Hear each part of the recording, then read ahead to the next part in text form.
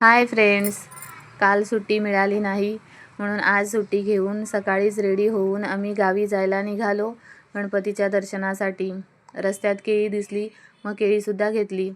पोचलो गावी आणि गाडीतून उतरल्या या दोघींनाही सगळ्या आज्यांना भेटायचं असतं आणि आम्ही आलो हे सांगायचं असतं। मग गेलो गणपतीच्या दर्शनासाठी, दर्शन घेतलं आणि मग जेवायला बसलो। या सगळ्या माझ्या जाऊबाई, घरची सून आहे तर मग थोडीफार कामं तर केलीच पाहिजेत। मग काय, बसली मी भांडी घासायला। भांडी घासून झाली आणि मग मी भाजी आणण्यासाठी शेतावर जायला निघाली। प्रत्येक वेळी बाबा आमच्यासाठी आधीच भाजी आणून ठेवतात, पण मी यावेळी सांगून ठेवलेलं की मी शेतात जाऊन स्वतःच्या हाताने भाजी तोडून घेऊन येणार। हे दीरसुद्धा आले होते आमच्यासोबत। मग ते बोलतात, मी व्हिडिओ काढतोय वहिनी, भाजी डोक्यावर घ्या, शेतकऱ्याची बायको शोभली पाहिजे। मग आई बाबांचा आशीर्वाद घेऊन आम्ही पुन्हा डोंबिवलीला यायला निघालो।